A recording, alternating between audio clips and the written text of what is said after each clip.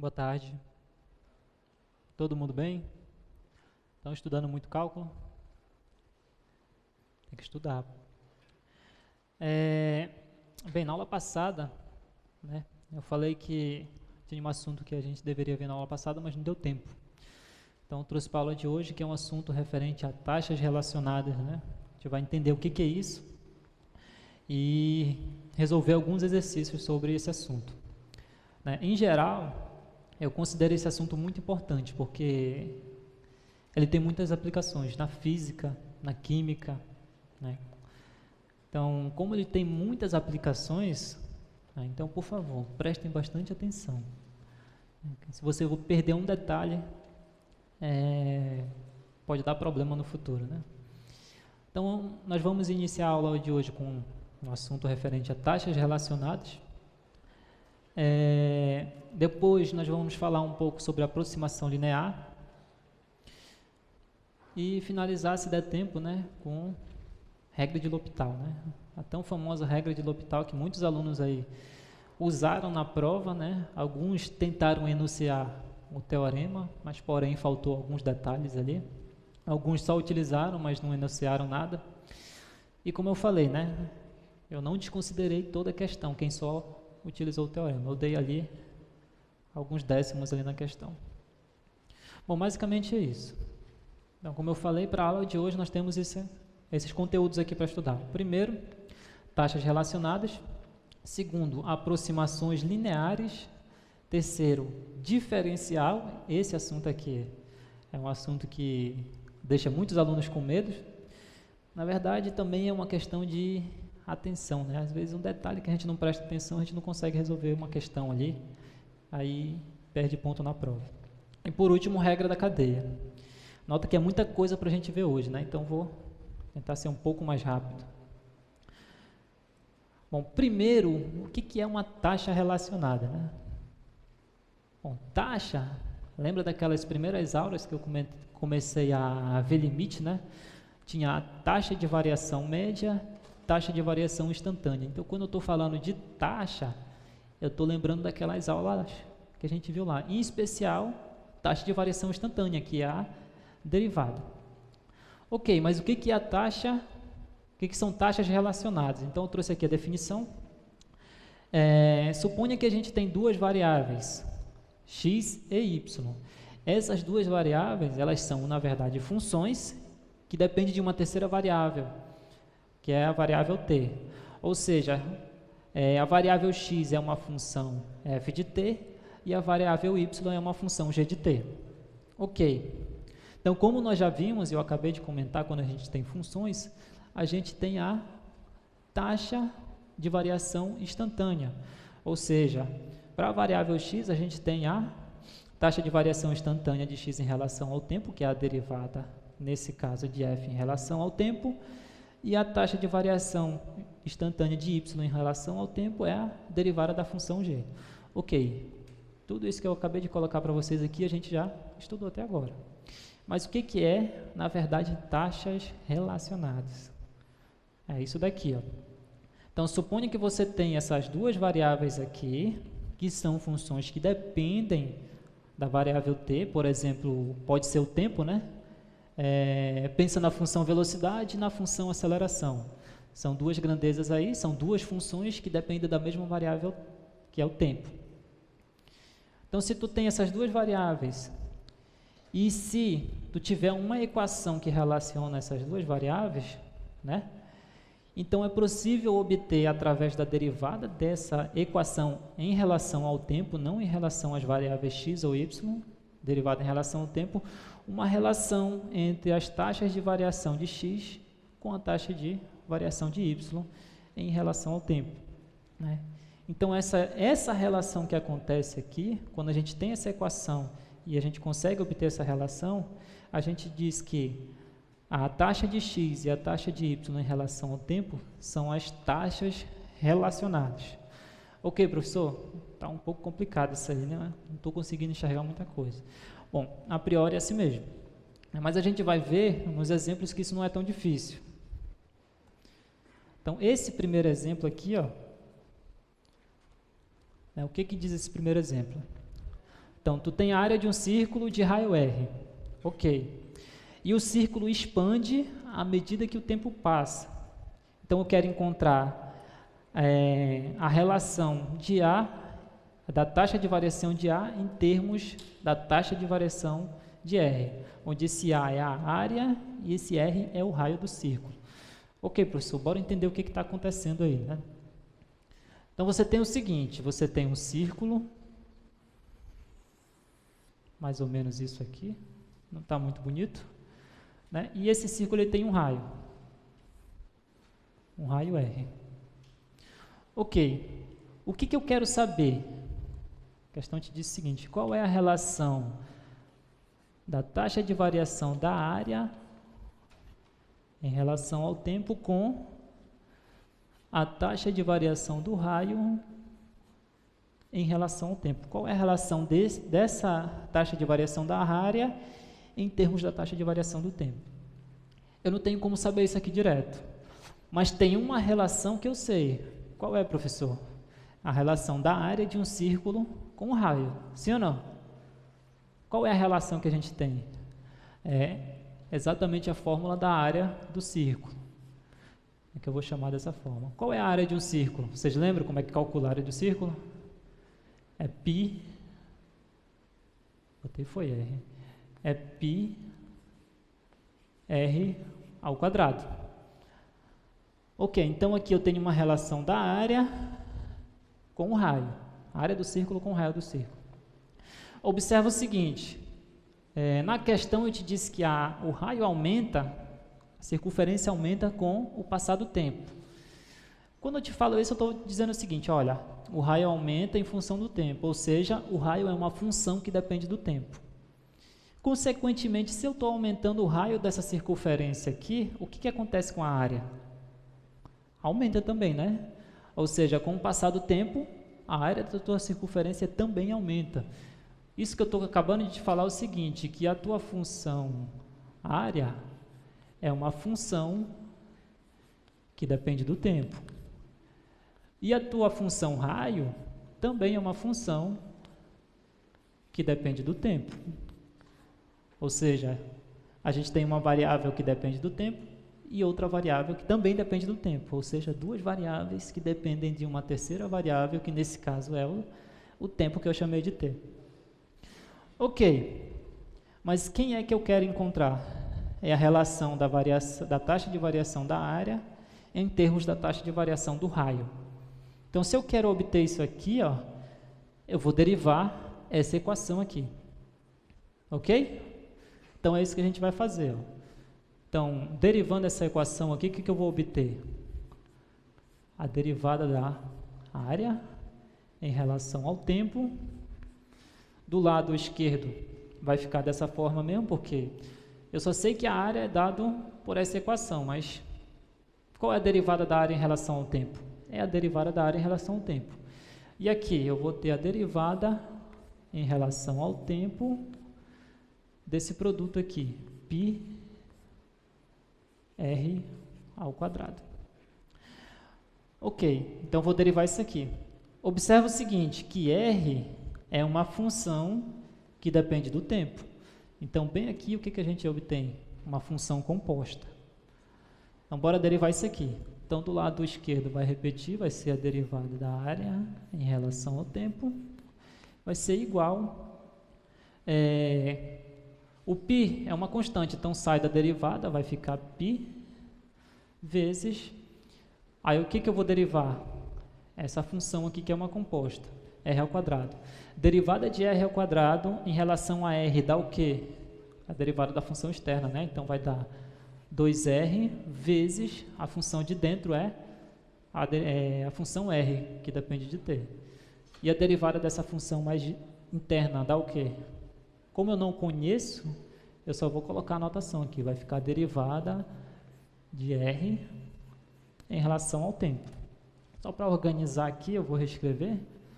Então, vai ficar a derivada de A em relação ao tempo, igual, aqui vai ficar 2π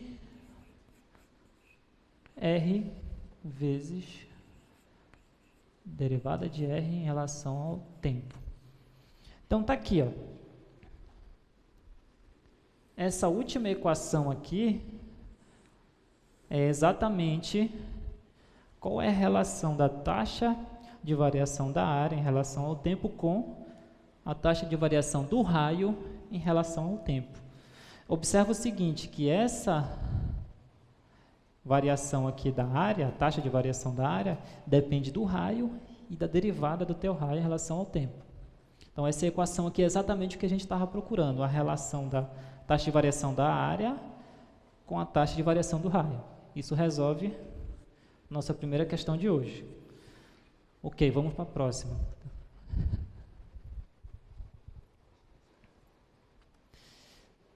Bom, essa próxima questão já é mais uma aplicação disso que a gente acabou de ver. Então, a gente vai usar isso aqui agora, só que para resolver a outra questão. Bota lá para a gente. Bom, suponha agora que um petroleiro vaze por uma ruptura Suponha que o petróleo vaze por uma ruptura de um petroleiro e espalhe-se em um padrão circular. Ok. Se o raio do petróleo derramado cresce a uma taxa constante de 1 metro por segundo, o quão rápido a área do vazamento está crescendo quando o raio é igual a 30 metros. Ok, bora entender o que está acontecendo. Então, você tem um vazamento de óleo, de petróleo, na verdade, de um petroleiro, através de uma ruptura lá, né? E essa mancha de óleo que está se espalhando tem esse padrão circular. Isso aqui. Então, tem um raio aqui. Vou chamar de R. Então, à medida que o tempo passa, essa mancha vai aumentando. Como é um padrão circular, eu posso imaginar que essa circunferência está expandindo, né? Volta lá as informações da questão para a gente. Aí ele te diz o seguinte, olha, se o raio de petróleo derramado cresce a uma taxa constante, esse detalhe é muito importante, de 1 metro por segundo, essa é a taxa de... na verdade, isso aqui é o raio está crescendo a essa taxa de 1 metro por segundo. O que isso aqui quer dizer para você? Então, 1 metro, você tem que lembrar quem é. Olha, se você está trabalhando com uma circunferência, esse M aqui, você tem que lembrar, olha, isso aqui deve ser o raio da circunferência. Só que o que você não tem só M, né? Você tem M por segundo. Então, isso aqui, ó, é muito importante você observar esse detalhe. Isso aqui está te dizendo o seguinte, que esse 1, na verdade, ele é a taxa de variação do raio em relação ao tempo. Ou seja, a cada segundo, o raio da mancha de óleo aqui, que tem um formato de uma circunferência, aumenta 1 metro. A cada segundo, esse raio aumenta 1 metro, ou seja, a taxa de variação do raio em relação ao tempo. E o que ele quer saber? O quão rápido a área de vazamento está crescendo quando o raio é igual a 30. Ele quer saber, na verdade, isso aqui, ó. A taxa de variação da área em relação ao tempo quando o teu raio é igual a 30. Então, quero saber isso aqui.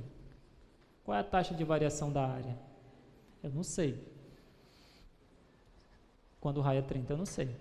Mas eu acabei de verificar, né, só lembrando da questão anterior, que a gente sabe o que é a área de uma circunferência. É πr ao quadrado. Então, a relação da área com o raio da circunferência eu sei. E nós acabamos de verificar na questão anterior, não vou fazer, eu vou só colocar o resultado aqui, que a taxa de variação da área em relação ao tempo é igual a 2πr que multiplica dr sobre dt. Ora, o raio, a questão me deu. A taxa de variação do raio em relação ao tempo, a questão também me deu. Nesse caso é 1. Então, vou substituir aqui, aí eu vou conseguir obter qual é a taxa de variação da área em relação ao tempo, que é, na verdade, o que a questão pede. Então, fazendo essa conta, eu vou obter o seguinte. Taxa de variação da área em relação ao tempo vai ser 2π vezes o raio. Quanto é que vale o raio? É 30. vezes a taxa de variação do raio em relação ao tempo. Nesse caso é 1 vezes 1. Então, a taxa de variação da área em relação ao tempo vai ser quanto? 2 vezes 30, 60, vezes 1, 60. Então, vai ser 60 π. Mas observa o seguinte, eu estou trabalhando com uma área de uma circunferência, né? Então, eu tenho que dizer qual é a unidade aqui.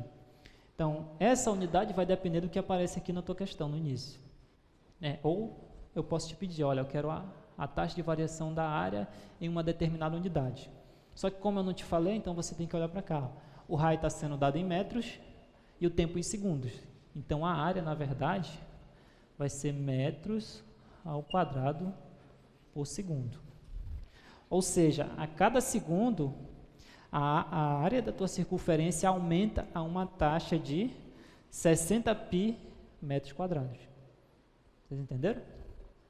Tranquilo, né? Então, até aqui tudo bem. Então, isso resolve a segunda questão de hoje. Terceira questão. Essa aqui é um pouquinho mais trabalhosa.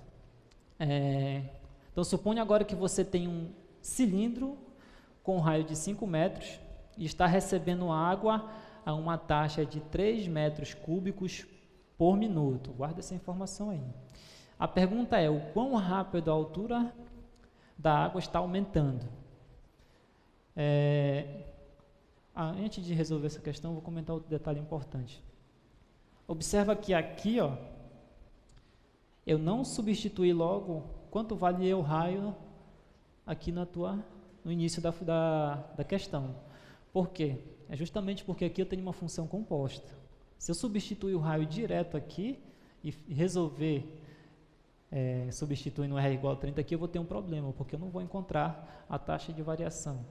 Então, em geral, você tem que substituir quando você derivar a equação. Então, depois que você deriva, você substitui aqui as informações que a questão te dá. Substituir aqui vai dar problema, não vai encontrar o que está procurando. Ok? Certo, agora bora voltar para outra questão. Então, tu tem um tanque, né? Eu vou fazer o desenho aqui. Mais ou menos isso. Meu desenho não é muito bonito. Na verdade, é muito feio. Então, você tem um cilindro e o raio desse cilindro mede 5 metros. Isso aqui. 5 metros.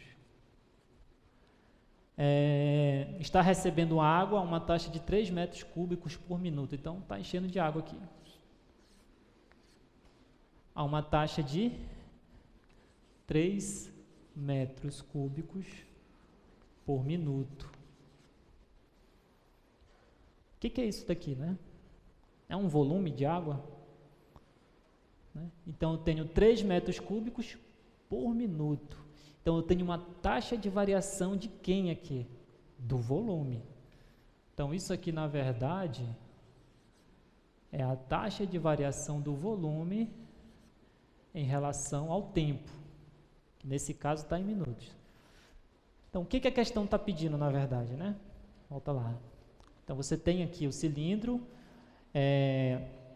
de raio 5 metros, está recebendo água a essa taxa de 3 metros cúbicos por minuto, e ele quer saber o quão rápido a altura da água está aumentando.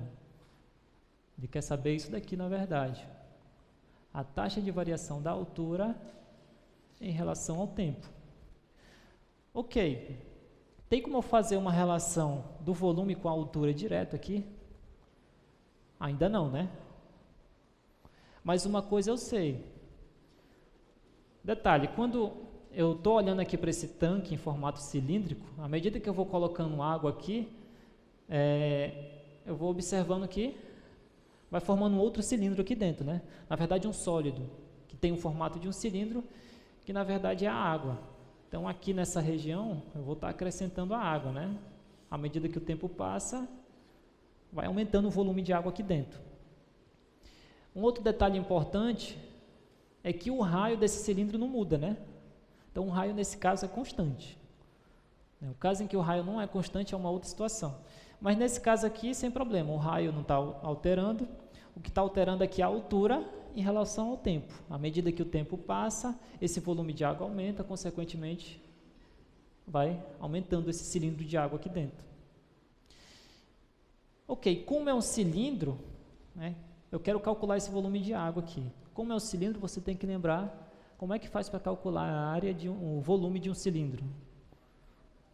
É isso daqui, né? Então, o volume, na verdade, vai ser a área da base, que eu vou escrever assim, vezes a altura.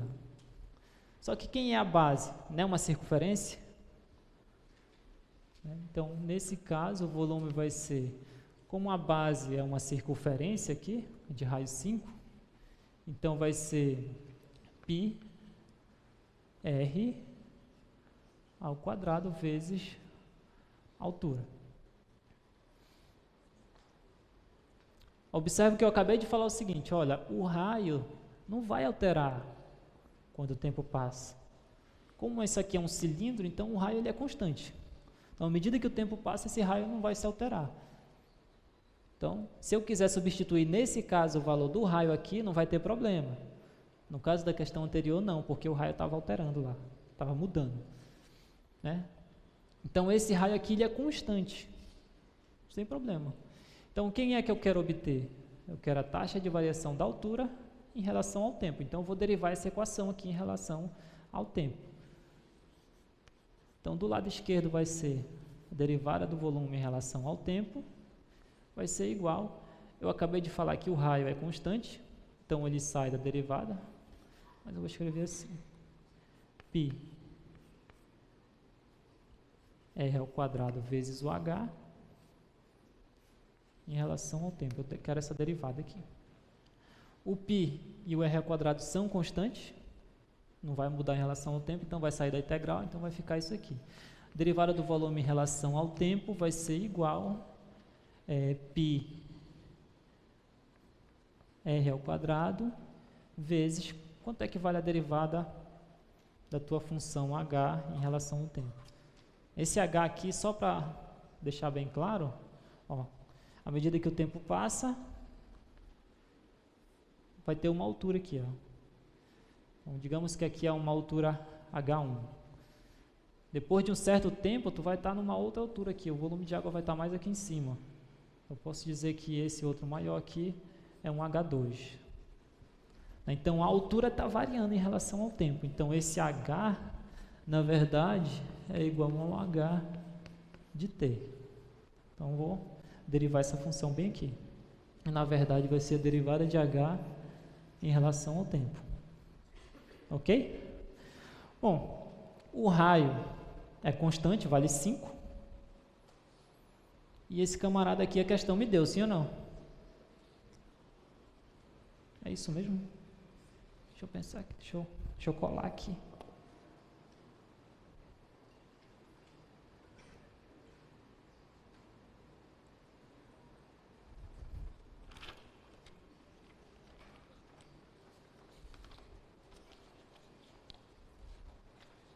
É isso mesmo. Então, substituindo agora as informações que eu tenho, a taxa de variação do volume em relação ao tempo, a questão me deu, está aqui, eu vou substituir logo aqui, vai ficar 3. O raio vale 5, que é exatamente o raio do cilindro ali, né? Então, vai ficar π vezes 5 ao quadrado, eu vou substituir o r, vai dar 25 aqui, vezes taxa de variação da altura em relação ao tempo. Isolando isso aqui, o que eu obtenho? Taxa da variação da altura em relação ao tempo vai ser igual, esse número que está multiplicando eu vou passar dividindo 3, então vai ficar 3 sobre 25 π. E qual é a unidade? Olha para cá, aqui o volume não está em metros, então a altura tem que estar em metros. Só que é taxa de variação, então vai ser a altura em função do tempo. O tempo não está em minutos, então essa aqui vai ser metros por minuto. Ok. O que isso aqui quer dizer? Que a cada minuto a tua altura aumenta a uma taxa de 3 sobre 25 π metros. Então é isso que a questão pedia. Está resolvido. Bora para a próxima. A próxima aqui é mais legal. Está aqui, ó. Esse tanque aí era um cilindro, né? Agora o tanque vai mudar um pouquinho. Então, suponha agora que você tem um tanque em formato de cone circular reto invertido, com um raio da base igual a 10 metros e a altura igual a 15 metros. Bom, se a água está sendo bombeada para dentro do tanque a uma taxa de 0,1 metros cúbicos por minuto, encontre a taxa na qual o nível da água está aumentando quando a água estiver a 5 metros de profundidade. Ok. O que ele quer, na verdade? Ele quer a taxa de variação da altura em relação ao tempo. O senhor não entende nada. Nem eu. Bora desenhar aqui, né? Uma ideia sempre interessante nessas questões aí faz o desenho, né?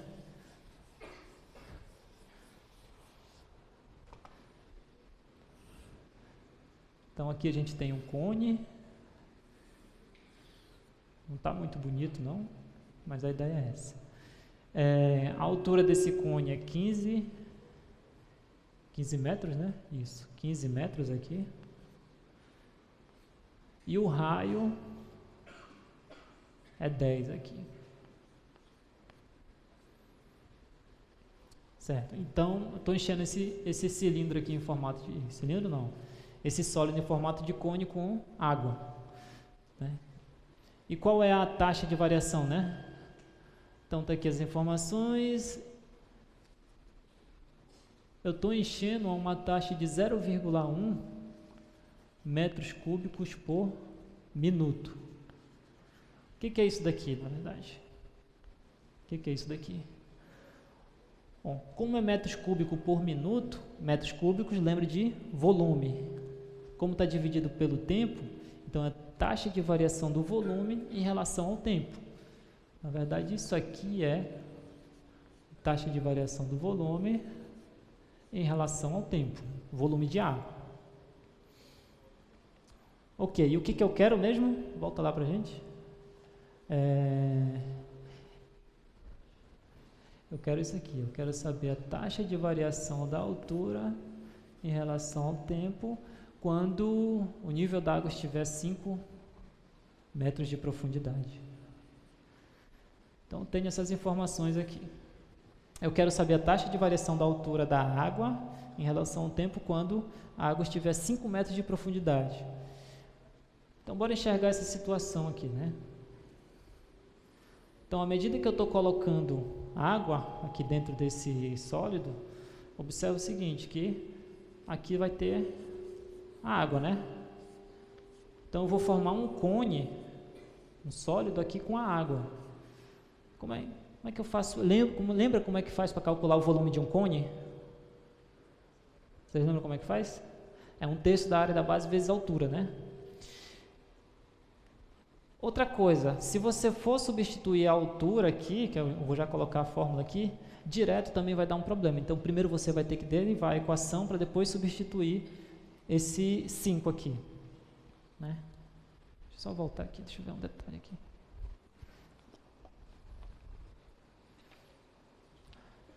Certo. Então, bora lembrar, né? Então, como eu tenho um cone aqui, eu vou calcular o volume da água que está dentro desse cone, que também é um cone. É um cone formado de água. Então, só para lembrar, o volume do cone vai ser a área da base, nesse caso aqui é uma circunferência, no caso vai ser πr ao quadrado vezes a altura. Eu posso dizer que essa altura aqui, ó, é uma altura h, vezes h. Aí tem um detalhe interessante, olha. Nessa altura h, eu posso dizer que eu tenho um raio aqui, que eu vou chamar de r. Então, para cada altura, eu tenho um raio. Esse raio aqui, ele é constante em relação ao tempo? Nesse caso, não, né? Quanto mais eu vou colocando água aqui dentro, mais vai aumentando aqui o volume de água. Só que como é um cone, em cada altura eu vou ter um raio diferente. Então, nesse caso, aqui o raio não é constante. Então, eu não vou poder substituir logo esse 5 aqui. Na questão anterior, o raio era constante. Ok, então, eu só tenho isso daqui, né? E eu quero essa taxa de variação da altura em relação ao tempo. O que eu vou fazer agora não vai resolver o meu problema. Porque tudo que a gente fez até agora foi o seguinte, se eu tenho essa equação, eu derivo e encontro o que eu quero. Mas se eu for derivar isso aqui, olha o que vai acontecer. Do lado esquerdo vai ser a taxa de variação do volume em relação ao tempo. Vai ser igual. E do lado direito vai dar isso aqui. Vai ser essa derivada aqui. Π r ao quadrado vezes o h. Eu tenho que derivar essa função aqui. Só que r varia, o raio varia com o tempo. E a altura também. Então, tenho duas funções aqui que dependem do tempo. Se eu for derivar, eu tenho que calcular a derivada do produto. Sim ou não? Sim. Além disso, r está elevado ao quadrado, ou seja, eu vou ter uma composta bem aqui. Então, se eu for calcular essa derivada, vai dar isso aqui. Do lado esquerdo dá isso mesmo. E aqui, o π é constante, vai sair. Né? E vai ficar o quê? Vou derivar r ao quadrado vezes h. Como as duas funções dependem do tempo, então vou calcular usar a regra do produto. Deriva a primeira, só que a primeira é uma função composta. Então vai ficar r ao quadrado, 2r vezes a derivada de r em relação ao tempo. Derivada de r em relação ao tempo. Vezes a função h, mais, vou conservar essa primeira função, r ao quadrado, e vou multiplicar pela derivada da segunda função, derivada de h em relação ao tempo. Eu vou ter essa situação aqui. Só que olha o problema que dá. Eu tenho quem é o valor do raio? Na altura 5? Não. Eu tenho a altura, mas eu não tenho o valor do raio. E eu quero encontrar esse camarada bem aqui, taxa de variação da altura em relação ao tempo. Então, nesse caso, essa estratégia aqui não resolve meu problema. Pergunta lá pra gente. Vai lá. Sim. Sim, de fato, teve um pequeno erro, grande erro, na verdade. É o volume do cone, né? Então, isso aqui tudo é dividido por 3, ou seja, é 1/3 aqui. Obrigado. Então, vai aparecer 1/3 bem aqui, 1/3, e aqui vai ficar 1/3 aqui fora. Um pequeno, grande equívoco, na verdade. Ok. Só que, como eu falei, né? Eu não sei quem é o raio na altura 5. Então, vou ter um problema, não dá para resolver direto assim. Então, vou mudar a estratégia. Vou apagar isso aqui, que não vai servir por enquanto. A minha estratégia agora é o seguinte: se eu puder colocar esse raio em função de h, aí eu resolvo o meu problema, que eu vou substituir o meu raio por h aqui, depois derivar. Então, bora observar o seguinte, olha. Se eu olhar para esse cone aqui, exatamente de lado, né, eu vou ter a seguinte situação. Pensa só na metade dele aqui, daqui para cá. Então, eu vou ter essa seguinte figura aqui, certo? Então, esse aqui é a metade do meu recipiente, digamos assim, e bem aqui é a altura da água, onde tem a água aqui nessa região. Ok. Então, eu tenho dois triângulos aqui, na verdade, esse triângulo maior e esse triângulo menor. Só que a altura desse triângulo maior é 15. Aqui. E a altura desse triângulo menor é 5. E o raio aqui vale 10.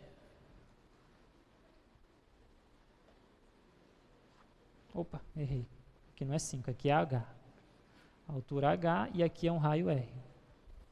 Ok, então o triângulo maior eu conheço, que a altura é 15, raio, e esse lado aqui vale 10, que é o raio do cone.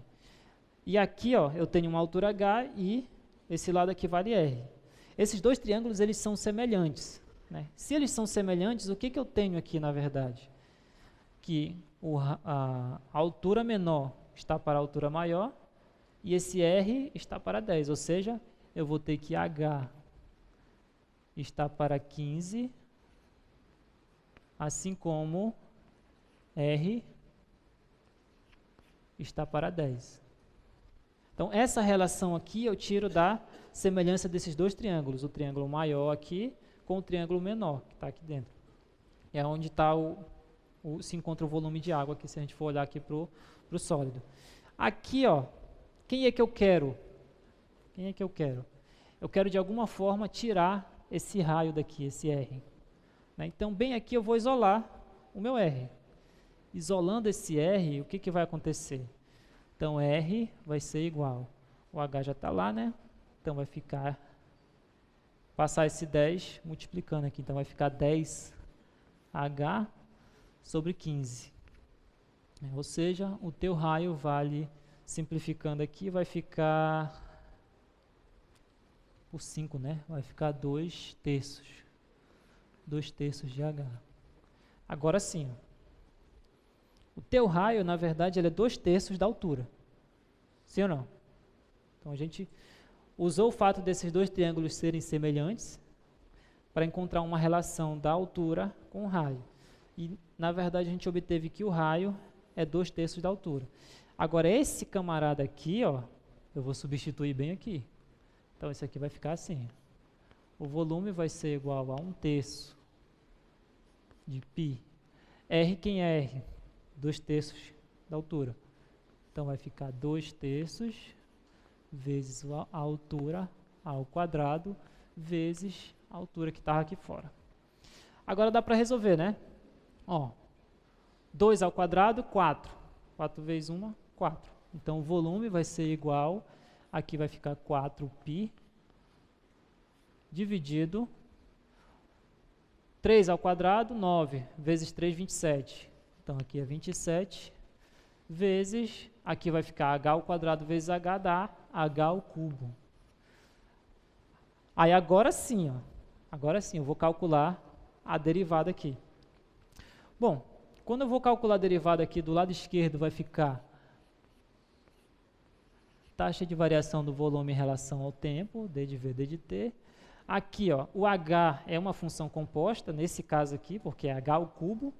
Então, vai ficar a derivada da função de fora vezes a derivada da função de dentro. Vai ficar 4π dividido por 27. Essa derivada aqui, ó,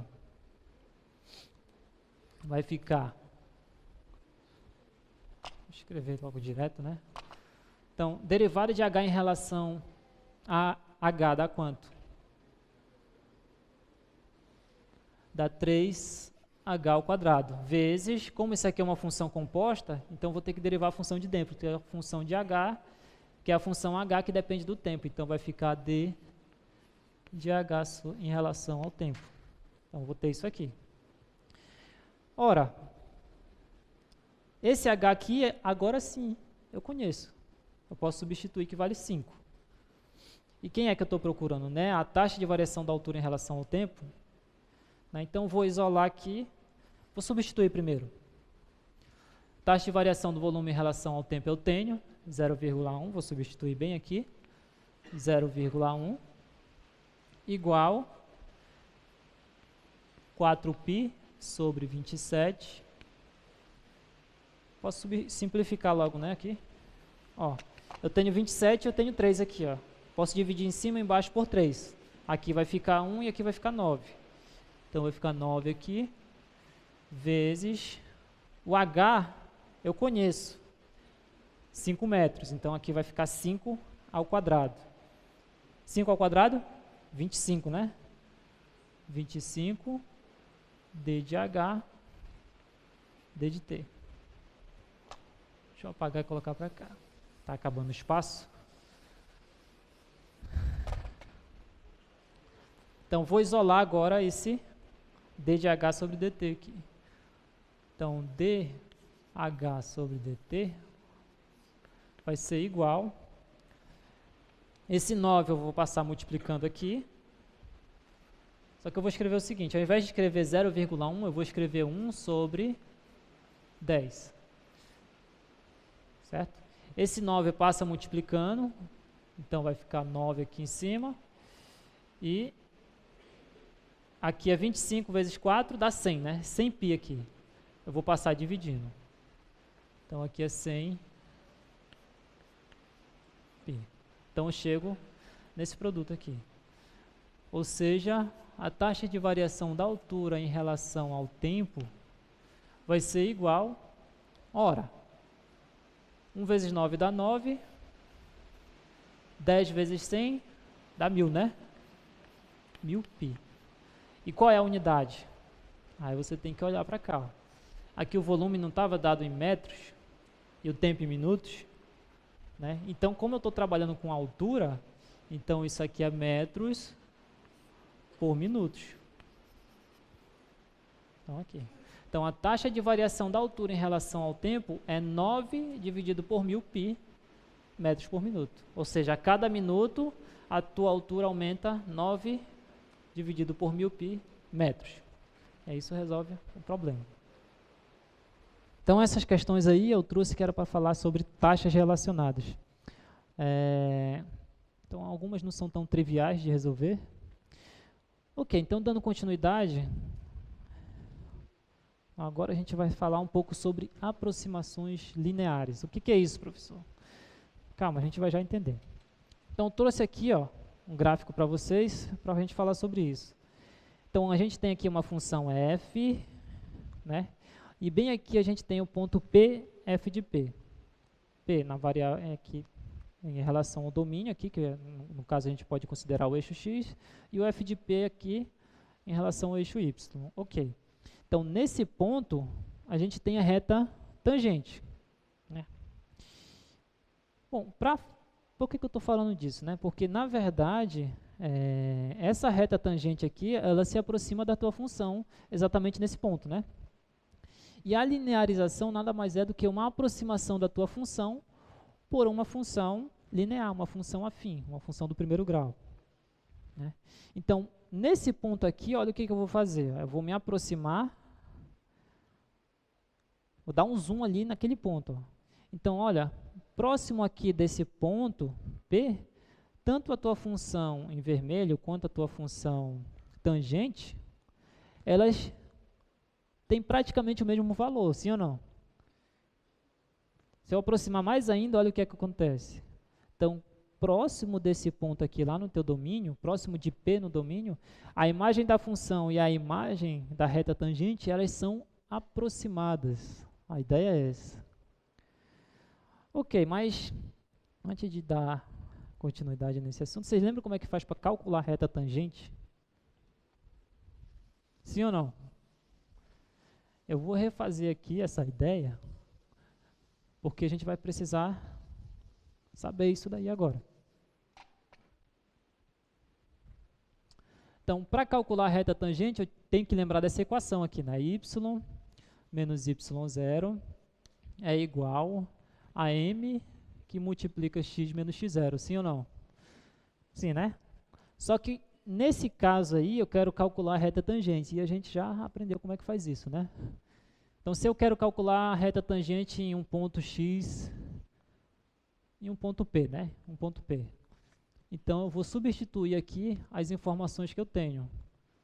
Então, no lugar de y0 vai ser f de P igual, esse m aqui é o coeficiente angular da reta, que no caso é a derivada no ponto P, então vai ser f' de P. Esse x permanece menos esse x0 aqui é o ponto P. Então, eu tenho essa equação aqui. Quando eu passo o f de P para o lado direito aqui, então vai trocar o sinal, eu vou obter isso aqui. Y vai ser igual a f' de P, que multiplica x menos P, mais f de P. Então, eu tenho essa igualdade aqui. Observa o seguinte, f de P é uma constante, é um número. O P é o ponto dado, então é um número. A derivada no ponto P também é um número, é um ponto dado. A derivada do ponto dado, isso aqui é um número. Então, quem é que está variando aqui? Não é só o x? Então, isso é uma função do primeiro grau, uma função linear. Ou seja, tudo que eu estou fazendo aqui é o seguinte, mais na frente a gente vai entender, olha, se eu quero calcular a linearização de uma função dada, eu, em geral, vou te dar um ponto, então eu tenho que calcular a reta tangente, que na verdade é isso aqui. Então, essa reta tangente é a linearização da tua função naquele ponto. Ou seja, eu vou chamar, ao invés de y, eu vou chamar de L de x, que vai ser igual f' de p, x menos p, mais f de p. Então, essa equação aqui é a linearização da tua função f no ponto P. Então, é isso que a gente vai entender por linearização ou aproximação linear. Ok. Então, isso aqui que eu escrevo, né? Então, vou poder dizer o seguinte, que a função f, ela vai ser aproximadamente L de x. Ou seja, a tua função, ela vai ser aproximadamente a equação da reta, a equação da reta tangente no ponto P. Isso que eu escrevi aqui é o que está no slide. Ok, professor. Ó, então, olha o que está escrito aqui. Ó. Essa aproximação é chamada de aproximação linear. A função linear dada por L de x, que eu acabei de mostrar para vocês no quadro, dado por essa soma aqui, é chamada de linearização de f em P. Eu acabei de falar para vocês. Ok, professor, mas para que eu vou usar isso? Calma. Primeiro exemplo, né? Bora resolver isso aqui usando a linearização. Então, tu tem essa função aqui agora. Deixa eu apagar aqui. A função é f de x igual a seno de x. F de x igual a seno de x. E eu tenho que o ponto P é igual a zero. Então, eu quero saber qual a linearização dessa função e depois eu quero calcular o seno de 0,1. Como é que você faz para calcular o seno de 0,1? Sem a calculadora. Complicado, né? Um pouquinho complicado. Seno de 1 eu sei. Opa, de 1 não, de π, né? Seno de π é 0, seno de 2π também é 0, π sobre 2 é 1, 3π sobre 2 é menos 1 e assim vai. Mas isso que eu quero calcular isso aqui, né? Seno de 0,1, não é isso? E agora, professor, não sei. Bom, mas eu sei fazer uma coisa que a gente vai fazer agora. É a linearização dessa função. Eu vou aproximar essa função por uma função linear, uma função do primeiro grau, nesse ponto P aqui. Bom, se eu quero calcular a linearização dessa função, o que eu tenho que calcular? Né, o L de x. O que é o L de x? Vocês lembram lá? Vou botar lá no slide para vocês. Ó, vai ser f de p mais f' de p que multiplica x menos p. Então, eu tenho que calcular isso aqui. Isso aqui não é a equação da reta tangente no ponto P, só que nesse caso aqui o P vale 0. Ok, professor, sem problema. Então, bora calcular isso aqui. Ó. Essa equação aqui é a linearização da função no ponto P, só que o P vale 0. Então, eu vou calcular aqui essa função. F de P, bom, a função eu não conheço, é seno de x, então f de P, eu vou substituir primeiro por 0, né? O P vale 0, então eu vou calcular f de 0 mais f' de 0 que multiplica x menos 0. Esse 0 aqui não vai fazer diferença. Então tem que calcular isso aqui, que é a linearização da tua função no ponto P igual a 0. Ok. Então, L de x é igual a quê? Quanto é f de 0? A tua função não é função seno, então vai ficar seno de 0. Seno de 0 mais a derivada da tua função no ponto 0. Quem é a tua função? Não é a função seno? Quanto é a derivada de seno? Cosseno, né? Só que aqui é cosseno de zero. Então vai ficar cosseno de zero, que multiplica x menos zero é x. Então vai ficar só x aqui mesmo. Então eu vou botar assim, vezes x. Então é essa equação aqui que eu tenho que calcular. Ó. Então L de x vai ser igual... quanto é que vale o seno de zero? Seno de zero é zero, né? Então aqui é zero. Cosseno de zero é quanto? É 1. Aqui vale 1. Então quem é que sobra? Sobra só o x. Então a linearização da tua função f de x igual a seno de x é essa função aqui, L de x igual a x. Isso para pontos próximos de zero. Isso é um detalhe muito importante. Ok, não comentei, mas eu vou comentar agora essa questão de pontos próximos de zero, né? Antes de terminar a questão, vou desenhar um gráfico aqui. Era para me ter feito antes, mas eu não fiz. É assim, ó, tu tem a função aqui, uma função f qualquer, e bem aqui eu tenho um ponto. Ponto P. E aqui é f de P. Ok, nesse ponto eu tenho a reta tangente, né? Bem aqui. Então, quando eu estou falando de linearização de uma função, nota que na definição eu estou falando de linearização da função no ponto P. Ou seja, próximo desse ponto aqui, o comportamento da tua função é é muito parecido com o da reta tangente.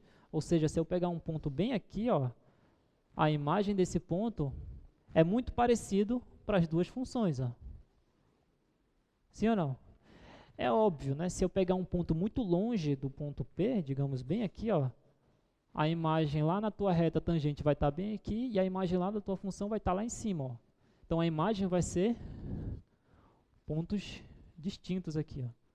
Então para pontos muito longe do ponto P aqui no teu domínio, a imagem não vai ser assim tão próxima, né? Mas perto aqui desse ponto P, os valores aqui se confundem, são muito próximos. É por isso que essa ideia de linearização é uma questão muito local. Então tem que ser próximo daquele ponto. E aqui nessa questão estou pensando em pontos próximos de zero. Ok. E eu acabei de mostrar aqui a reta tangente, que eu dei o nome agora de L de x, é essa daqui, naquele ponto ali, P igual a zero, para essa função. Ok. Então, eu vou te dizer o seguinte, olha, para pontos próximos desse ponto aqui, ó, a tua função ela é muito próxima da tua reta tangente, é a linearização. Ou seja, eu vou ter que f de x, ela vai se aproximar da tua função L de x, que nesse caso é igual a x. Só que quem é a tua função? Ah, tá, tem que escrever, né? Isso aqui é verdade para pontos próximos de zero. Ou seja, se tu pegar um x aqui próximo de zero, acontece isso aqui. Então, a tua função ela vai se aproximar da função L de x, ou seja, da função tangente, da reta tangente. Bom, se isso aqui é verdade, né, então observa o seguinte, olha, quem é a tua função? Então, a seno de x vai ser aproximadamente x, né? Essa aqui não é a função seno de x, então seno de x é aproximada a x quando x está próximo de zero. Então, para pontos próximos de zero, isso aqui acontece. Bom, se isso aqui acontece, então fica fácil agora calcular quem é o seno de 0,1, sim ou não? 0,1 não é um ponto próximo de zero? É. Então tem um erro aí, só que é um erro pequeno. Então, se eu sei que isso aqui acontece, então seno de 0,1 é aproximadamente 0,1. Aqui. Então, eu acabei de calcular. o valor do seno de 0,1 é aproximadamente 0,1. Sem problema, né? Sim ou não?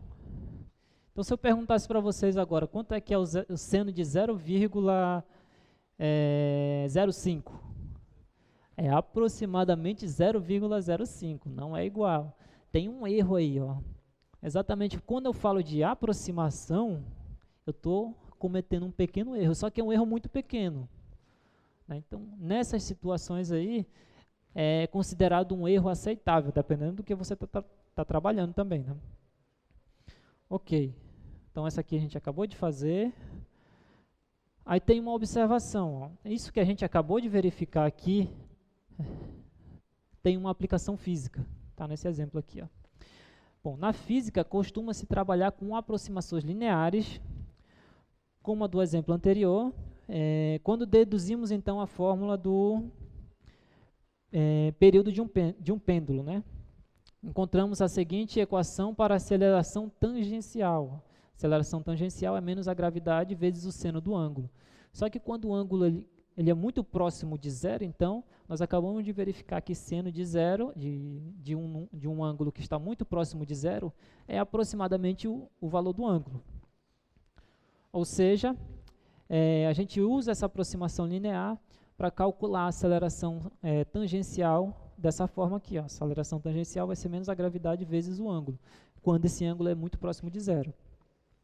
É claro, né, se o pêndulo está balançando lá, fazendo um ângulo muito grande ali, não dá para usar essa aproximação linear. Tanto é que está explicado aqui, ó, sempre que o valor do ângulo assume valores pequenos, ou seja, próximo de zero. Olha essa outra questão aqui. Essa eu não vou fazer, vou deixar como exercício para vocês. Encontre a linearização dessa função aqui no ponto P igual a 2. Se eu quero encontrar a linearização, o que eu tenho que fazer? Calcular isso aqui, ó. E o que é isso aqui? Equação da reta tangente. Eu só dei um nome diferente para ela, chamei de L de x, para lembrar de linearização. Mas é a equação da reta tangente. Então você tem que saber a derivada da função e quem é o ponto P e o f de P. É só isso. Essa aqui eu não vou fazer. Detalhe importante. Sempre que você tiver uma função do primeiro grau, uma reta, a linearização dessa função vai ser a própria função. Né? Então, o fato é que se você for pensar num gráfico, né? Pensa num gráfico aqui, deixa eu ver rapidão.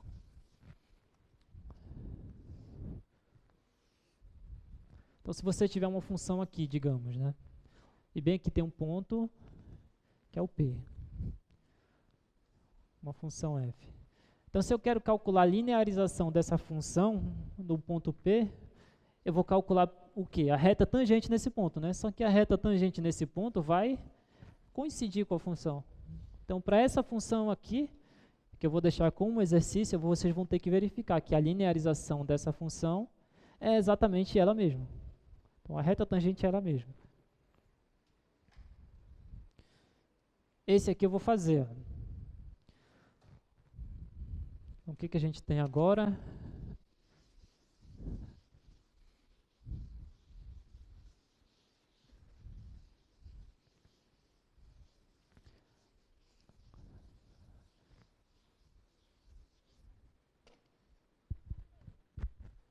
Então, a gente tem a função g de x igual a raiz cúbica de 1 mais x.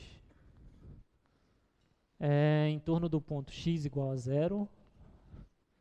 E eu quero saber, eu quero usar a aproximação linear e calcular essas raízes aqui. Ó. Raiz cúbica de 0,95 e raiz cúbica de 1,1. Ora, eu vou usar a linearização dessa função para calcular esses valores aqui. Bom, se eu quero calcular usar a linearização, a primeira coisa que eu tenho que fazer é o quê? Calcular a reta tangente nesse ponto aqui, ó. No ponto x igual a 0. Só que para calcular a reta tangente, né, eu tenho que saber o quê? quem é a derivada da tua função no ponto dado, no caso no ponto 0. Eu tenho que saber quem é a tua função no ponto 0. E quem é mais que eu tenho que saber? Eu tenho que saber quem é... É só isso, né? É só isso. Ó, x eu já tenho, o y vai ser g de x, falta a derivada. Então, bora calcular primeiro essa derivada aqui, né? É uma função um pouquinho diferente. Então, quem é... Vou fazer bem aqui. Quem é g' de x? Derivada da tua função, né? Bom, g' de x é a derivada dessa função aqui. Então, vou fazer o seguinte. Lembrando que raiz cúbica desse número é a mesma coisa que esse número elevado a 1/3, sim ou não? Só que eu estou calculando a derivada, então eu vou derivar isso aqui, na verdade. Lembra dessa propriedade? Então, raiz cúbica desse número aqui é a mesma coisa que esse número elevado a 1/3. Então, eu vou calcular a derivada de dg, é a mesma coisa que eu calcular essa derivada aqui. Só que aqui eu tenho uma função composta, certo? Então, a função mais externa é o que está aqui, né? É esse parênteses elevado a 1/3. E a função mais interna é 1 mais x. Então, vou usar a regra da cadeia. Então, a derivada dessa função aqui está mais externa vai ser 1/3 do que está dentro do parêntese, 1 mais x, elevado a 1/3 menos 1, né? 1/3 menos 1, vezes a derivada da função que está aqui dentro, né? Que é 1 mais x. Quanto é a derivada de 1 mais x? É 1, né? Derivada da constante 1 é 0, derivada de x é 1. Então, na verdade, só vai sobrar isso daqui mesmo. Bom, só para organizar, isso aqui vai dar o quê? Vai dar 1/3. Aqui vai ficar 1/3 menos 1 dá quanto? Dá menos 2/3, sim? Certo, né? Então, vai ficar 1 menos x elevado a menos 2/3. Só que como o expoente vai ficar negativo, eu vou colocar ele para baixo. Então, isso aqui vai ficar assim. Só para ficar bonitinho, isso aqui vai ficar 1 dividido por 1 menos, mais x elevado a 2/3. Então, dá isso daqui. A derivada da tua função g dá isso daqui. Só para ficar bonitinho, eu vou colocar ela aqui em cima. G' de x vai ser igual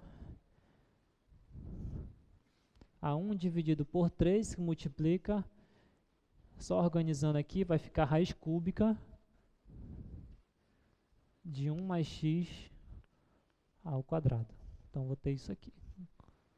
Então, essa é a derivada da nossa função, né? Então, como eu quero calcular a linearização dessa função aqui, eu vou calcular isso aqui. Ó. L de x vai ser igual a g de 0 mais g' de 0, que multiplica x menos 0. Então, tem que calcular isso aqui. Isso aqui nada mais é do que a equação da reta tangente no ponto x igual a 0. Bom, g de 0 é fácil de encontrar. Quem é a tua função? Nessa raiz aqui. Só que quando x for 0, o que vai acontecer? Vai ficar 1 mais 0, que dá 1. Raiz cúbica de 1 é 1. Então, g de 0 vale 1. Então, L de x vai ser 1 mais g' de 0 dá quanto? A derivada nós já calculamos aqui. Ó. Só falta verificar no ponto 0. Então, aqui, onde tem x vai ser 0. Então, vai ficar 1 mais 0, que dá 1. 1 ao quadrado é 1 e raiz cúbica de 1 é 1. Só vai ficar 1 em cima e 3 embaixo. Então, vai ficar 1/3. X menos 0 é x. Então, é 1/3 de x. Então, aqui ó, é a linearização da tua função g para pontos próximos de 0. Então, vou escrever assim. Logo,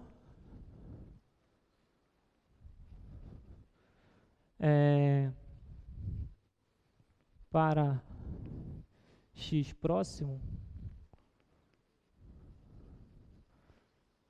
de 0, a gente vai ter isso aqui, que g de x é igual a L de x, que é igual a 1/3 de x mais 1. Eu só reescrevi aqui. Ou seja, só para entender o que a gente fez, a gente encontrou a equação da reta tangente, e essa equação, na verdade, é a linearização da tua função para x igual a 0. Ou seja, para pontos próximos de 0, a tua função g é exatamente essa função L de x aqui, que é 1/3 de x mais 1. Ok, professor, mas como é que eu vou resolver isso aqui agora? Calma, bora ver isso agora. Deixa eu apagar aqui, vou fazer aqui do lado.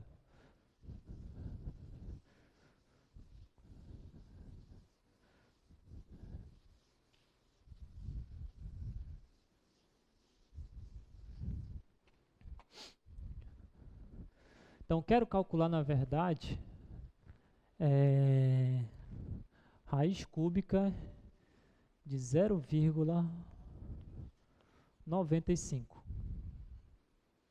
E agora? 0,95 não é um número próximo de 0, não? Próximo de 1, né? Mas, observa o seguinte, que eu posso reescrever esse 0,95 assim, ó, como sendo 1 menos, não vou escrever menos não, vou escrever mais. Vou abrir um parênteses aqui, menos 0,05. Sim ou não? Sim, né? 1 somado com menos 0,05 dá 0,95. E esse número que está aqui dentro não é um número próximo de 0, sim ou não? Sim. Na verdade, o que está escrito aqui, né? Isso aqui, na verdade, é a tua função g no ponto menos 0,05. Só que 0,05 é um número próximo de 0. E eu acabei de verificar que para pontos próximos de 0, a tua função era exatamente essa outra aqui, que é a reta tangente, que é dado dessa forma.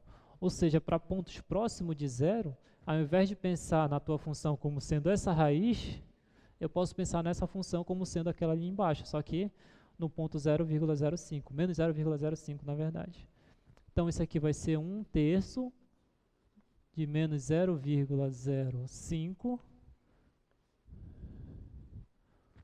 mais 1. Ora, só para organizar, né? Então, raiz cúbica 0,95 igual não, né? Isso aqui é uma aproximação. E aqui também, não é igual, é uma aproximação. Esse detalhe é sempre importante, isso aqui não é igual, é aproximado. Ok, então eu tenho aqui menos 0,05 aqui no numerador, que multiplica 1, né? Então dá menos 0,05. E eu tenho 3 aqui no denominador. Como é que eu resolvo isso aqui? 3 vezes 1, menos 0,05. Quanto é que dá? Então isso aqui vai dar 3 vezes 1, 3, menos 0,05 dá 2,95, sim ou não?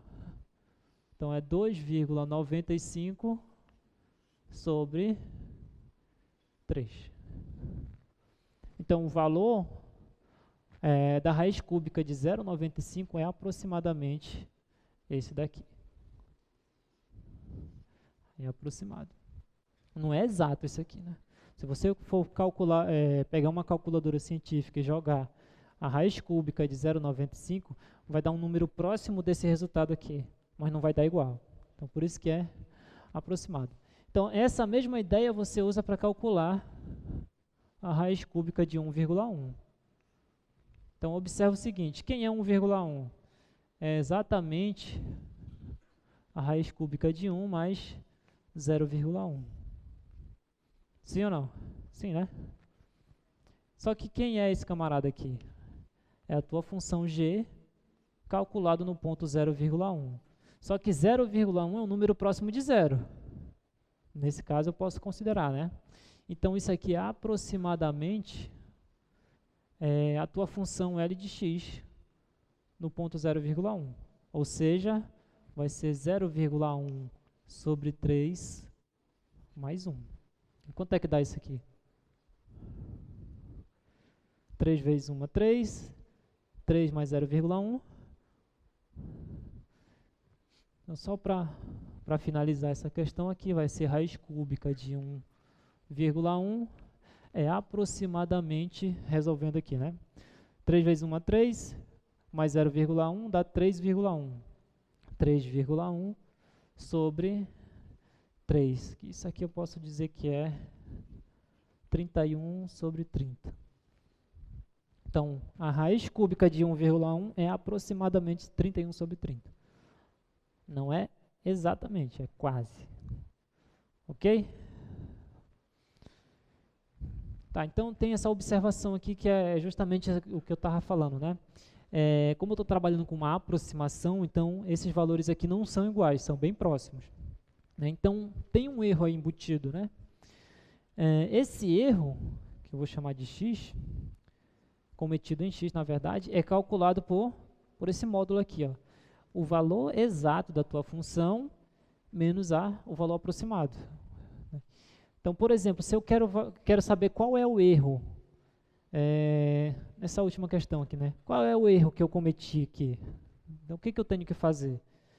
Eu tenho que fazer isso aqui, ó.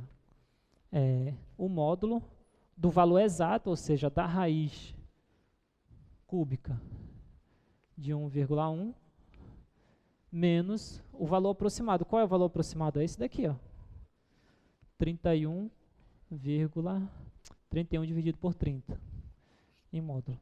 Então, tenho que calcular isso aqui. Então, eu jogo isso aqui na calculadora, eu vou obter um resultado. Depois eu faço essa diferença e esse resultado em módulo é o erro cometido. Vocês entenderam? Difícil? Tranquilo, né? Certo, então bora continuar. Essa questão aqui, ó, é parecido com essas que a gente vem fazendo. Então, eu vou deixar essa como exercício para vocês. Agora, essa parte é importante. A gente vai falar agora de diferenciais. Professor, o que é isso, professor? Bora entender isso aqui primeiro. Então, tem esse gráfico aqui, tem essa função, tem essa função aqui em vermelho, e tem um ponto x aqui, né? A gente vem trabalhando com P, com T, não tem problema, então eu estou chamando de x. Para esse ponto x aqui, ele tem uma imagem f de x. Certo. Aí agora eu penso o seguinte, olha, se eu acrescentar alguma coisa aqui nesse x, que eu estou chamando de ΔX, né? Então eu vou ter uma variação aqui no domínio. Então eu saí do x, acrescentei ΔX, eu cheguei nesse ponto aqui, que é o x mais ΔX. Para esse ponto, eu também vou ter uma imagem aqui, f de x mais ΔX. Ok, sem problema. Certo, tudo bem. Observa o seguinte, para essa variação no domínio, eu tenho uma variação na imagem. Essa variação no domínio vale quanto? ΔX. E essa variação na imagem vale quanto? ΔY. Lembra que a gente via nas aulas anteriores. Então, quando eu vario ΔX aqui no domínio, eu vario ΔX aqui na imagem. Claro, né? Se eu considerar uma função que não é constante. Se a função for constante, a variação no contradomínio vai ser nula. ΔY vai valer zero. Mas suponha que não é, né? Ok. Então, bora considerar o seguinte agora. Eu vou traçar uma reta tangente no ponto x aqui, né? E o que eu acabei de falar para vocês, ó, eu tenho uma variação no domínio, então eu vou ter uma variação aqui na imagem. Nesse caso aqui, ó, essa variação aqui, ela vai aparecer bem aqui em azul, ó, ΔY. Essa variação ΔY é em relação à tua função. Ok. Só que se tu tem a tua reta tangente, né, quando tu varia aqui o x aqui no domínio, a gente tem esse ΔX aqui, em relação à reta tangente, a gente tem uma variação também na imagem. Ó. Saiu daqui, né? Quando tu está no ponto x, tu está nessa altura aqui. Ó. Então, saiu daqui, foi até esse ponto bem aqui. Observa que ΔY e DY são diferentes. Né? Uma outra observação importante, quando eu chamo ΔX de dx e dy como sendo essa altura aqui, eu estou considerando ΔY e dx como sendo números. Então, deixa eu desenhar aqui no quadro essa figura que forma aí, na verdade, é um triângulo, né? Da reta tangente com essa. Então, o que eu tenho aqui, na verdade, é o seguinte.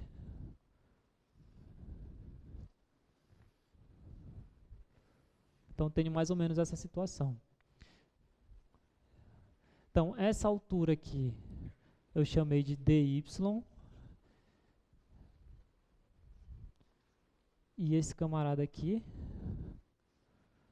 eu chamei de dx, que é igual a ΔX.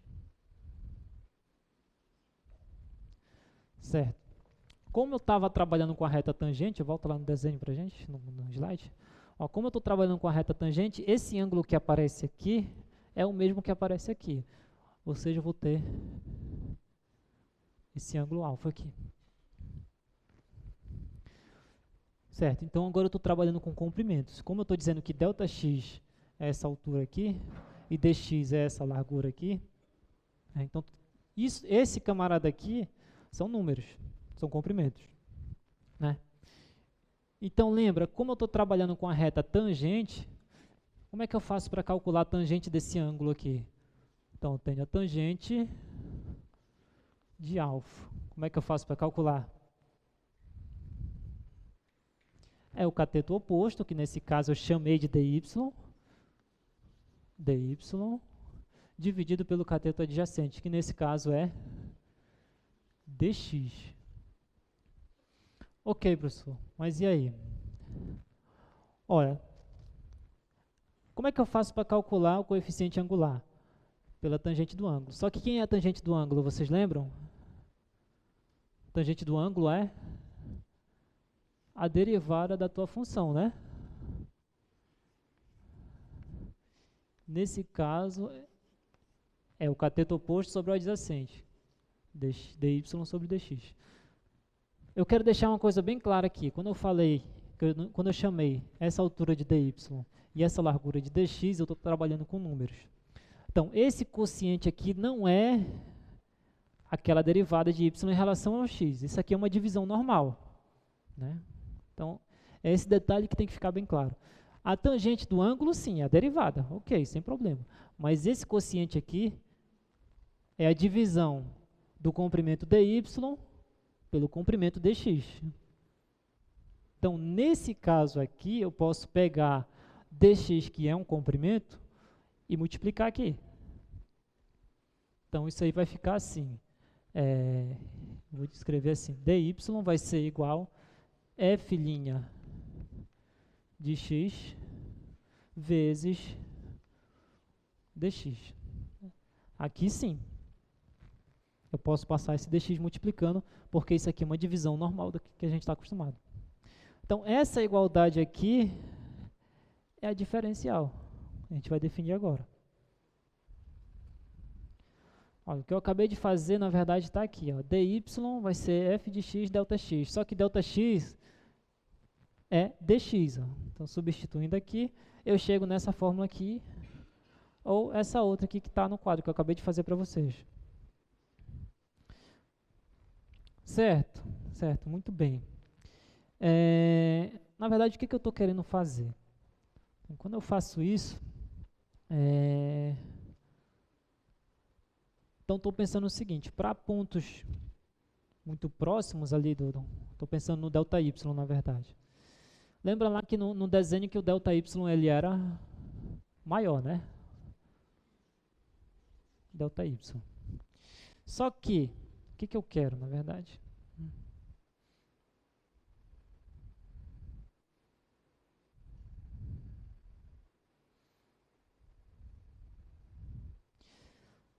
Certo.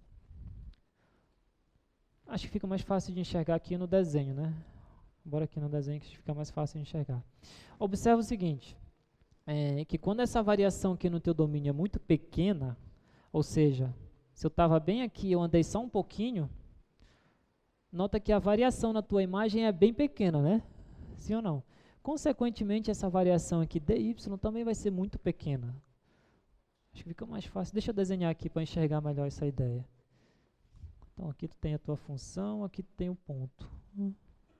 Chamei de x. Então, lá no desenho tá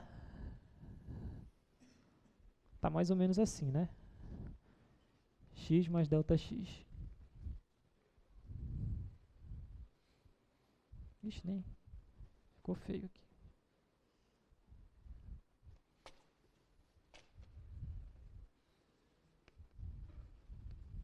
X mais delta x.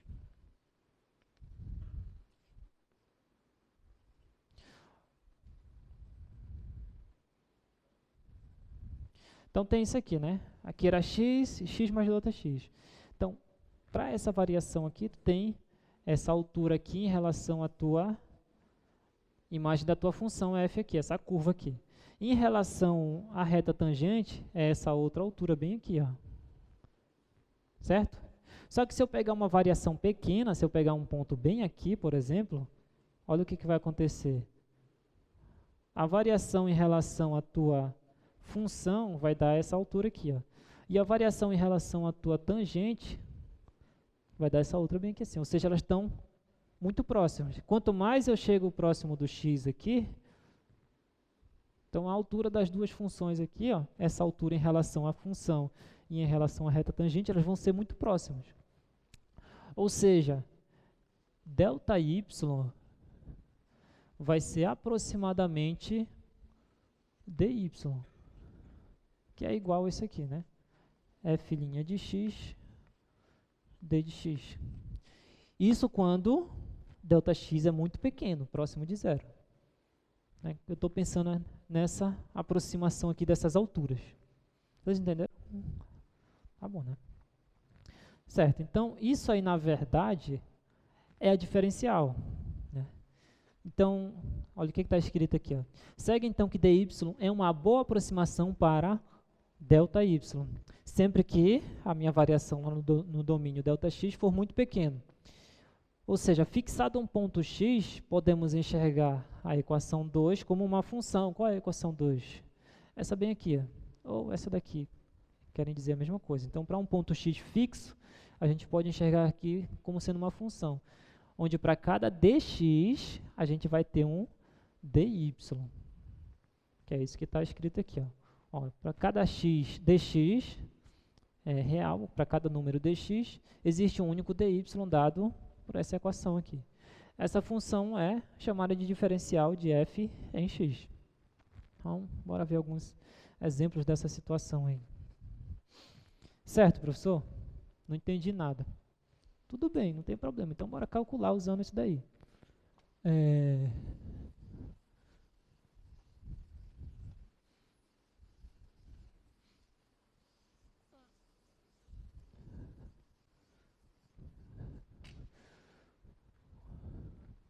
Então, eu quero calcular nessa questão aí, eu quero saber quem é o delta y em relação ao delta dy, né? Onde y é igual a essa função aqui. Y é igual a f de x, que é igual a x ao cubo mais x ao quadrado menos 2x mais 1.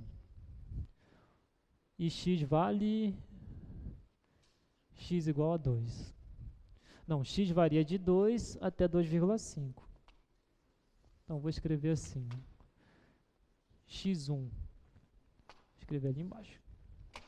Então, x1 é igual a 2 e x2 é igual a 2,05. Bom, se eu quiser saber delta y sem usar diferencial, dá para saber. Como é que eu faço isso? Eu calculo o valor da tua função no ponto x1 e depois eu calculo o valor da tua função no ponto 2,05 e faço a diferença desses valores em módulo. Só que, observa o seguinte, A tua função no ponto 2 é fácil de calcular, né? Vai ficar 2 ao cubo mais 2 ao quadrado menos 2 vezes 2 mais 1. Só que no ponto 2,05 é um pouco complicado, né? Sem uma calculadora é difícil fazer. Vai ficar 2,05 ao cubo e por aí vai. Então não é tão trivial assim. Então eu vou usar diferencial para obter uma aproximação para esse ΔY aqui. Então quem é a diferencial, né? Nós acabamos de verificar que a diferencial vai ser o quê? A derivada da tua função no ponto x vezes dx. Ora, eu tenho o ponto x, ele está meio escondido aí, mas eu tenho. Eu tenho dx? Também tenho. Quem é dx? Nós acabamos de verificar que é o ΔX, ou seja, a variação no domínio. Essas duas informações aqui, o x e o dx, a gente obtém daqui, ó, dessas duas igualdades aqui. Ó. Observa o seguinte, que a priori eu estava no ponto 2, né? E depois eu caminhei e fui até o ponto 2,05, ou seja, o nosso x em questão, ele vale 2. E quanto foi a variação aqui? A gente saiu do 2 e foi até o 2,05. Teve uma variação de 0,05, né? Ou seja, esse 0,05 é o nosso dx. 0,05. Né? Só que lembrando, né? Deixa eu colocar aqui. Lembrando, dx é ΔX. É igual a 0,05. Esse número é próximo de zero, então ΔX está próximo de zero. Então, se eu quero saber uma aproximação para o ΔY, eu vou calcular essa diferencial. Porque como o x é próximo de zero, então dy é uma aproximação, uma boa aproximação para o ΔY. Certo, professor? Mas eu tenho que ter a derivada dessa função, né, que aparece bem aqui. Então, bora fazer aqui dentro mesmo, nessa igualdade. Então, vai ser dy vai ser igual... Quanto é a derivada da tua função em relação a x? Vai ser 3x ao quadrado. 3x ao quadrado. Derivada de x ao quadrado em relação a x? 2x menos... Derivada de 2x em relação a x vai dar 2. Derivada da constante é 0. dx. Aí, bem aqui, ó, eu substituo as informações que eu tenho. O x eu já não conheço? Sim, né? Vale 2. O dx eu também não conheço? Sim, né? 0,05. Então, vai ser isso daqui. O x vale 2, então vai ficar 3 vezes 2 ao quadrado, mais 2 vezes 2, menos 2. Vezes 0,05, que é o nosso dx. Ok. Então, resolvendo essa conta aqui, d de y vai ser igual a 2 ao quadrado 4, 3 vezes 4, 12. Aqui vai dar 4, menos 2, vai dar 2. 12 com 2 dá 14, né? 14 vezes 0,05. Ora, se fosse 0,5 dava 7, né? Só que é 0,05, então vai dar 0,7. Todos concordam comigo? Eu gosto de fazer essas contas assim. Pensa no 0,5. Dá 0,7. Então, dy é igual a 0,7. Ok, professor, mas e aí? Olha, eu já comentei até, né? O ΔX aqui não está próximo de zero, né? Então, quando o ΔX está próximo de zero, eu posso dizer que ΔY é aproximadamente a diferencial, que é isso que a gente acabou de calcular. Então, isso aqui é aproximadamente ΔY, que era exatamente o que a questão pediu. Alguma dúvida? Sim ou não?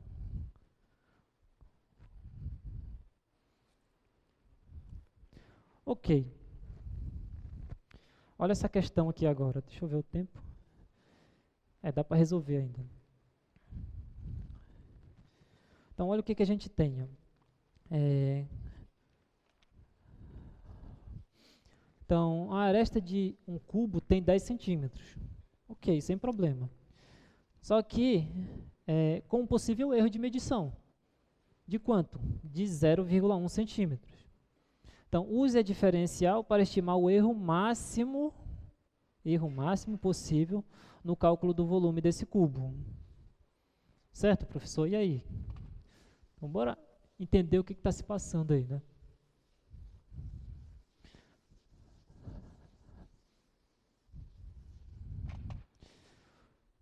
Tá, então, eu tenho um cubo que mede aproximadamente 10 centímetros, a aresta dele, né? E o erro de medição é aproximadamente 0,1. Então, eu quero calcular, usar diferencial para estimar o erro máximo possível no cálculo do volume. Isso é muito importante. Então, como é o volume do cubo, né? Como é o volume do cubo? É a aresta ao cubo, né? Então, posso dizer isso aqui como sendo V de x igual a x ao cubo. Né? Então, a pessoa mediu lá, digamos, fez uma medida aqui, deu 10 centímetros. Mas teve um erro aí, pode ser que seja para mais ou para menos. Qual foi esse erro? 0,1. Ou seja, na verdade, o teu cubo pode medir 10,1 ou 9,9. Né? Então, eu dei uma arredondada ali e disse que era 10. Certo? Então, o que eu estou querendo te dizer com isso? Que, na verdade, o teu x em questão, ele está nesse intervalo aqui. 9,9 é menor que 10,1. Então, tem essa variação. O que a questão pede mesmo? Bota lá. Usar diferencial para estimar o erro máximo no cálculo do volume do cubo. Ok, então se eu quero estimar o erro máximo, então tenho que fazer a diferença do valor real menos o valor aproximado. Quem é o valor aproximado? Nesse caso aqui eu posso te dizer que é esse valor aqui. É 10, né? Então, qual é o erro máximo cometido? É quando o lado do teu cubo vale 10,1 e eu te disse que era 10. Ou quando vale 9,9 eu te disse que era 10. Então, a aresta do teu cubo, a medida está dentro desse intervalo aqui. Então, o máximo é quando é 10,1 e eu te disse que era 10, ou quando é 9,9 eu te disse que era 10 e você calcula o volume. Né?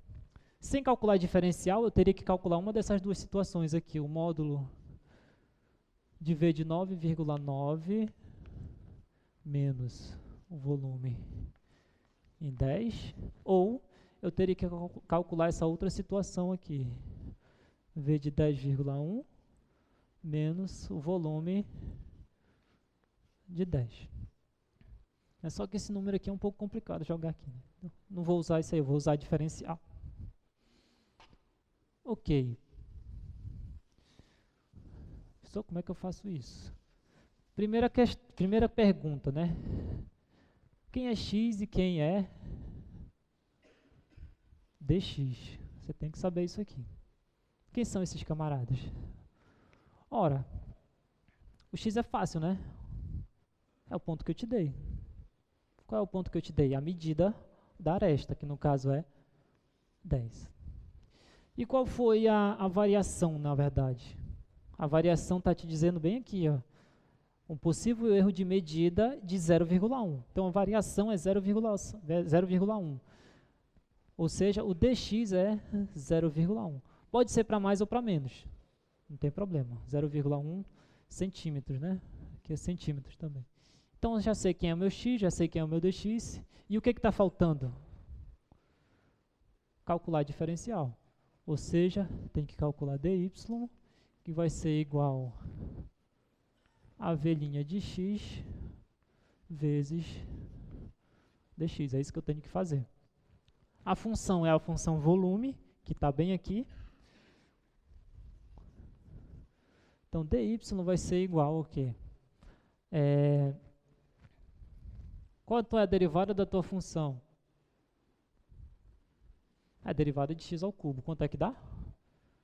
3x ao quadrado vezes dx. Então, a nossa diferencial é isso aqui. Então, o x a gente já conhece, que é 10, e o dx também, 0,1. Que eu posso escrever como sendo 1 sobre 10, né? Então, dy é igual a 3 vezes 10 ao quadrado, vezes quanto é que vale dx? 0,1. Só que quanto é 0,1? É 1 sobre 10. Até aqui tudo bem? Então, simplifica isso com esse, né? Sobra 3 vezes 10, 30, né? Então, dy vai ser igual a 30. 30 é o quê, professor?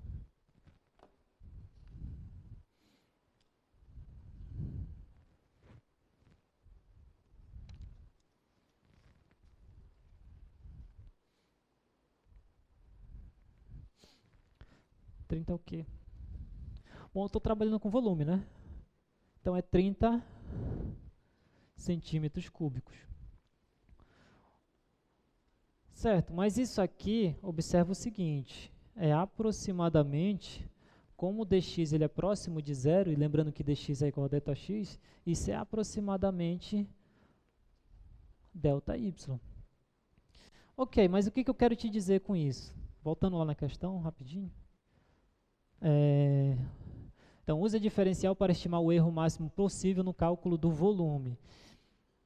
Certo? Então, bora pensar o seguinte. Então, tu tem o cubo, né? Então, se eu te disse que a aresta media 10, quanto é o volume desse cubo aí? Jogando 10 ali na fórmula.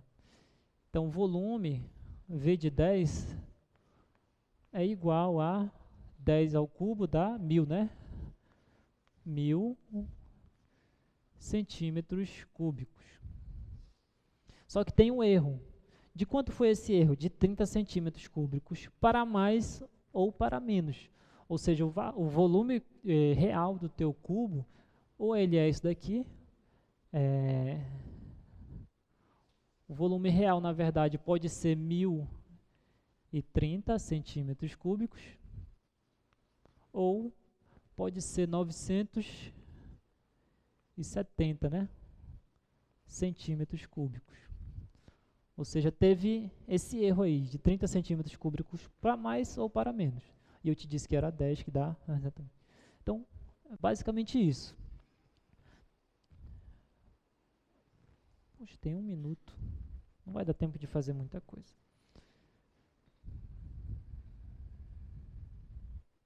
Bom, esse exemplo aqui, ó, ele é bem parecido com esse que a gente fez. Eu vou deixar para vocês resolverem em casa. Infelizmente não vai dar mais para fazer muita coisa, mas bora só dar o teorema aí, que é um teorema muito importante, que todos vocês estavam ansiosos para chegar nesse teorema, que é a regra de L'Hopital. Então, bora entender isso aqui. Então, basicamente é assim, suponha que tu tem duas funções f e g, deriváveis, isso é muito importante, onde a derivada da tua função g é diferente de zero. Em um intervalo i que contém o ponto A, possivelmente... exceto possivelmente o próprio ponto. Então, se acontecer uma dessas duas situações aqui, ó, se acontecer uma das duas, não, se acontecer uma das duas, então, se acontecer essa primeira aqui, ó, o limite da f de x é 0 e o limite da g de x é 0, quando x tende a A, ou o limite da f é mais ou menos infinito e o limite da g é mais ou menos infinito, né? Então, é aqueles casos de indeterminação que a gente conhece. 0 sobre 0, mais infinito sobre mais infinito, menos infinito sobre menos infinito, e assim vai. Então, sempre que acontecer uma indeterminação desse tipo, eu posso trocar, ao invés de calcular esse limite aqui, limite de f de x sobre g de x, pelo limite da derivada de cada uma dessas funções. Né? Então, derivo em cima, derivo embaixo e calculo o mesmo limite, quer dizer, o limite na mesma tendência. Se persistirem os sintomas aqui, ou seja, se ainda der uma indeterminação aqui na derivada, você repete o processo. Né? Então, esse é basicamente a regra de L'Hopital. Então, não vai dar para...